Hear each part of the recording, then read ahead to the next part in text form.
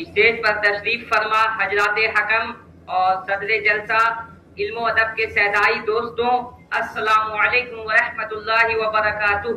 آج میری تقریر کا عنوان ہے اردو ادب میں بہار کی خدمات۔ تاریخ گواہ ہے کہ جب کبھی اردو زبان و ادب کا ذکر چھڑے گا، ریاست بہار کا نام سنہری حروفوں میں لکھا جائے گا۔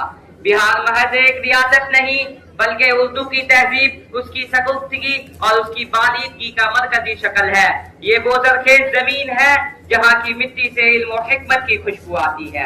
خواتین و حضرات، اردو نسل کی بات ہو تو فورٹ ولیم کالج کا اہم ستون پر امن دہلوی کے بعد جس شخصیت نے اردو کو بابا اردو کا لقب دیا وہ مولوی عبدالحق اسی سرزمین کے پروردہ تھے۔ شاعری کے دنیا میں بہار نے شاد عظیم آبادی جیسا غزل گو عطا کیا، جنہوں نے دہلی اور لکھنؤ کے دبستانوں کے بیچ اپنی ایک انفرادی شناخت قائم کی۔ پریم چند کے افسانوں کی سماجی حقیقت نگاری ہو یا سہیل عظیم آبادی کے افسانوں کی سادگی، بہار کے قلمکاروں نے ہمیشہ انسانیت کا درد بیان کیا۔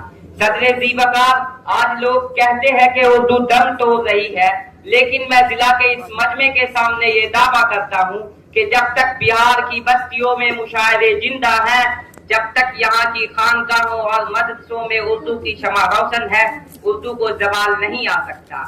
بہار نے اردو کو صرف لفظ ہی نہیں دیے بلکہ ایک لہجہ اور ایک تہذیب بھی عطا کی۔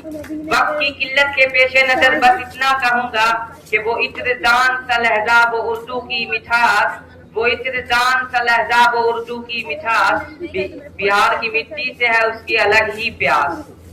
شکریہ۔